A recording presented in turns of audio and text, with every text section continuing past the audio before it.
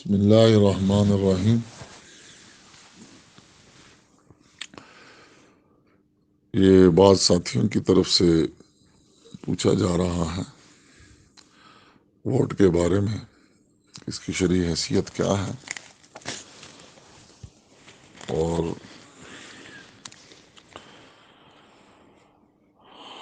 اس سلسلے میں عرض یہ ہے کہ یہ تو مفتی حضرات کا کام ہے کہ وہ فتویٰ دیں۔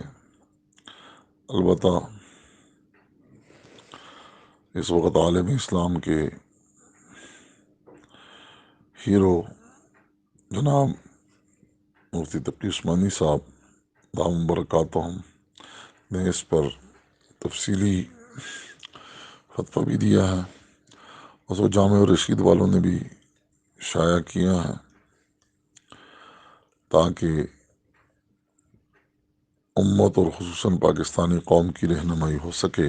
اللہ پاک ان حضرات کو جزائے خیر نصیب فرمائے۔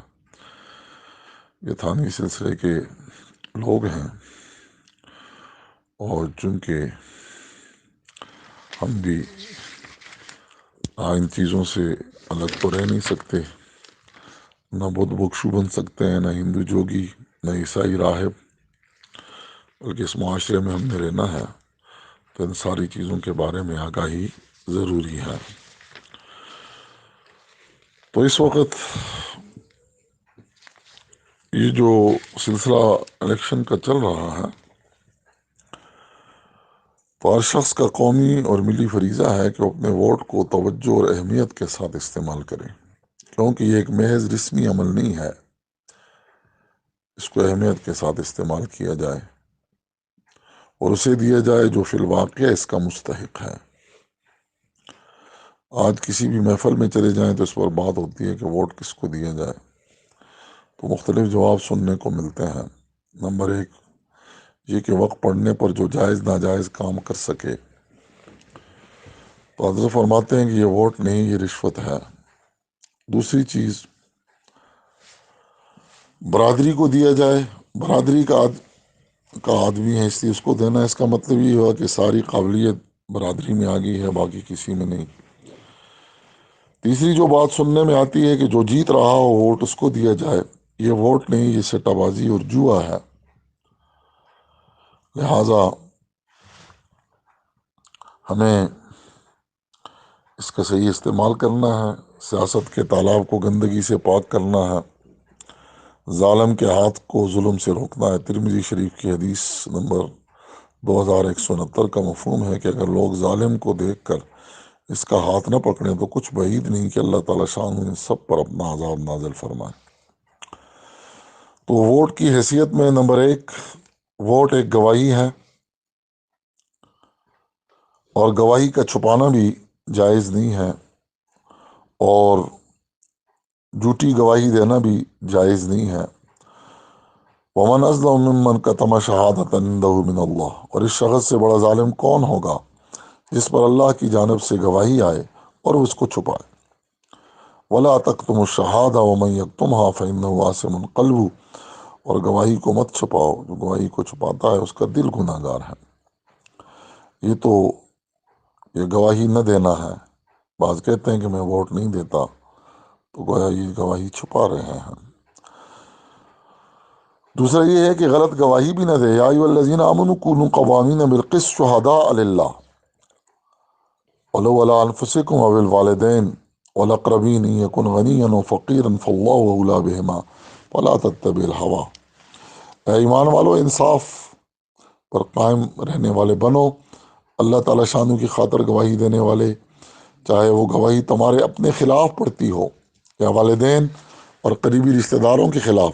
وہ شخص جس کے خلاف گواہی دینے کا حکم دیا جا رہا ہے، چاہے امیر ہو یا غریب، اللہ تعالیٰ شانوں دونوں قسم کے لوگوں کا تم سے زیادہ خیر خواہ ہے، لہٰذا ایسی نفسانی خواہشات کے پیچھے نہ چلنا جو تمہیں انصاف فراہم کرنے سے روکتی ہو، اور تم توڑ مروڑ کرو گے، یعنی غلط گواہی دو گے یا سچی گواہی دینے سے پہلو بچاؤ گے، تو یاد رکھنا کہ اللہ تعالیٰ شانوں تمہارے کاموں سے پوری طرح باخبر ہے۔ یہ ووٹ ایک گواہی ہے، اس کے بارے میں یہ دو آیات میں نے بتا دی۔ جو حضرات سے سنی ہے. اور دوسری ووٹ ایک امانت ہے، تو حکم ہے کہ انتو عد الامانات الی اہلہا، مانتے اس کے اہل کے سپرد کرو. اہل نہ اہل کا فرق دیکھا جائے. یہ امانت ہے، اس کے سپرد کرو. جسے گھر کی چابیاں تو دے کر اطمینان ہو، اور جسے آپ گھر کی چابیاں نہیں دے سکتے، اس کے حوالے گھر کی چابیاں نہیں کر سکتے، اس کے حوالے مملکت کی چابیاں کیسے کی جاتی ہیں. نیز ووٹ رائے ہے، رائے امانت ہوتی ہے. المستشار مؤتمن، مشورہ دینے والا امین ہوتا ہے، اس لیے یہ مشورہ پوچھا جاتا ہے، تو یہ امانت ہے. اور حضور صلی اللہ علیہ وسلم سے پوچھا گیا قیامت کب آئے گی، تو حضور نے فرمایا کہ صلی اللہ علیہ وسلم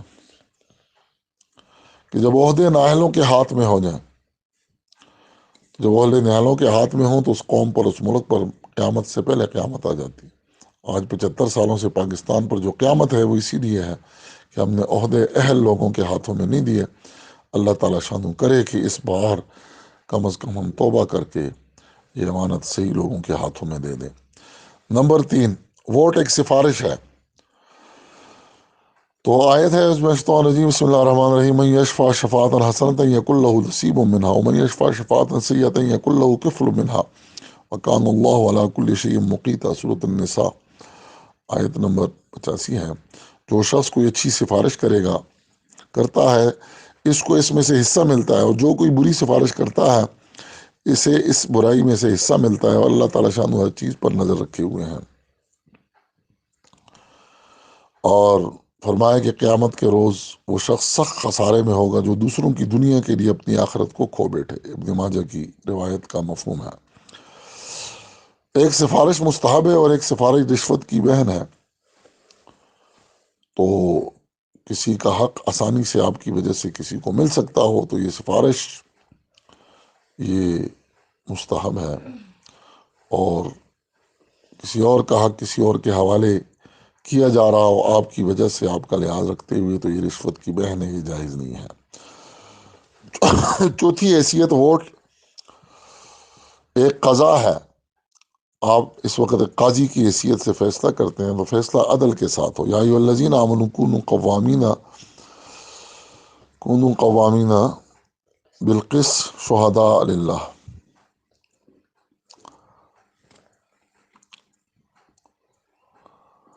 ولا یجرمنکم شنآن قوم ان کونوا قوامین للہ شہداء بالقسط ولا یجرمنکم شنآن قوم علی الا تعدلوا اعدلوا اقرب للتقوی واتقوا اللہ ان اللہ خبیر بما تعملون. سورہ مائدہ ہے، آیت نمبر 8 ہے. ترجمہ اس کا یہ ہے کہ ایمان والو ایسے بن جاؤ کہ اللہ تعالیٰ شان کے احکام کی پابندی کے لیے ہر وقت تیار رہو، اور انصاف کی گواہی دینے والے بنو. کسی قوم کی دشمنی تمہیں اس بات پر آمادہ نہ کرے کہ تم انصاف نہ کر سکو. انصاف سے کام لو، یہی طریقہ تقوی سے زیادہ قریب تر ہے. اور اللہ تعالیٰ شان ڈرتے رہو، بے شک اللہ تعالیٰ شان تمہارے کاموں سے پوری طرح باخبر ہے. پانچویں چیز کیا ہے؟ ووٹ ایک وکالت ہے. غلط یا جھوٹی وکالت جائز نہیں ہے.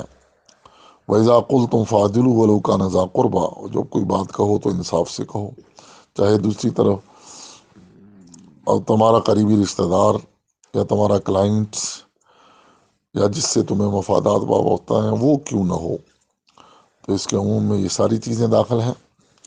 اللہ تعالیٰ شانو ہمیں ان آیات اور ان احکام کے تناظر میں اپنے ووٹ کو صحیح لوگوں کے حق میں استعمال کرنے کی توفیق اور سعادت نصیب فرمائے، تاکہ ملک و ملت کے جو امور ہیں ویسے لوگوں کے ہاتھ میں نہ آئیں جو اس کی تباہی کا باعث بن رہے ہیں 75 سالوں سے. اللہ تعالیٰ شان سب کی حفاظت فرمائے. السلام علیکم ورحمۃ اللہ وبرکاتہ.